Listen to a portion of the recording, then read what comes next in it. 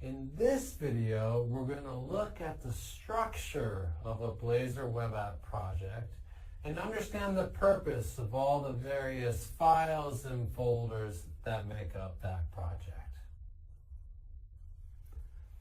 So here's our Blazor web app.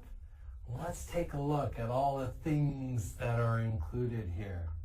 So first of all, every C#-based .NET project has a project file that has a csproj extension.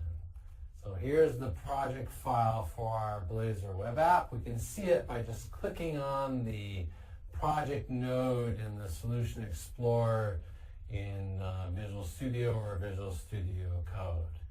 This is where we have properties and settings that are used to determine how our Blazor web app project will be built and compiled. For example, here's where we're specifying the target framework version, the .NET version that we want this Blazor web app to use.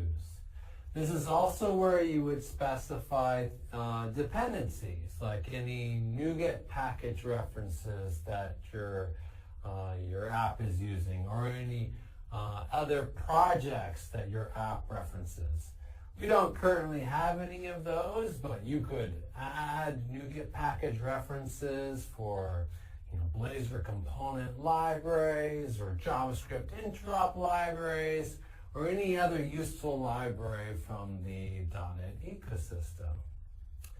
Now down here in Program CS, this is the entry point for our Blazor web app. This is the first C# code that will run when we execute our Blazor web app.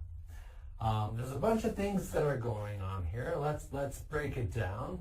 So first of all, up here at the top, we're calling this create builder method to create a web application builder that we're going to then use to build up our Blazor web app.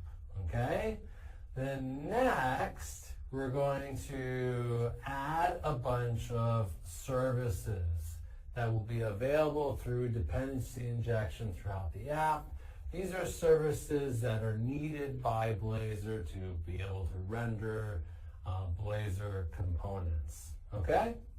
Then we're actually building the app instance. So we've got an app now. And below that, we're then setting up all the various middleware that this app will then use in response to a request. And there's all sorts of middleware in here, like we have middleware for setting up HTTPS redirections so that we run under HTTPS if we can. We have middleware for hosting the static files, like static web assets that we want to be available to be downloaded. We're setting up infrastructure for anti-forgery, anti-request forgery, so as a security feature. A bunch of stuff that's just there and already configured for you. But most importantly, down here at the bottom, we have this call to map Razor components of T. This is the configuration of Blazor so that your routable Blazor components are set up as endpoints in your Blazor web application. And you can see that this is where we're specifying the root component for our app, the app component, which is defined in app.razor. We'll look at that in just a sec. Okay, and then down at the bottom, we then just run the application. So that's the main execution flow for setting up our Blazor web app and then running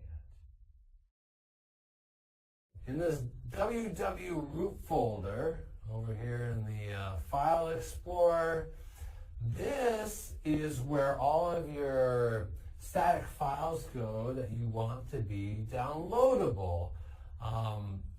Like any of your style sheets or images, or if you have any JavaScript files. Any file that's in this folder can be downloaded. assuming it has a media type mapping. And any file that's not in this folder, like elsewhere in your project, isn't downloadable. It's not web addressable. So this is where you put all the stuff that you want to be accessible by, say, like a web browser. Okay? Now we have also a couple of JSON configuration files in here. So up above in this properties folder, there's this launch settings.json file. This configures the various settings and properties that you want to use when you're running your Blazor web app during development. For example, you can see in here that this is where we're specifying things like what URL we want to host the web app on while we're running it locally. Down below, there's another JSON file, this app settings.json. This is where you can put configuration data that you want to use actually as part of your app, like at runtime. So any settings like, URLs that you want to use when calling an external API, or config settings for talking to your database. Any of that config data that you need at runtime, you can put here. You can also configure various things in the Blazor framework itself and in ASP.NET Core, like what log level you want to use and that sort of thing.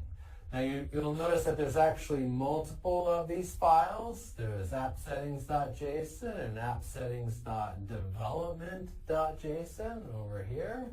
What's that all about? Well, these config files can be environment specific.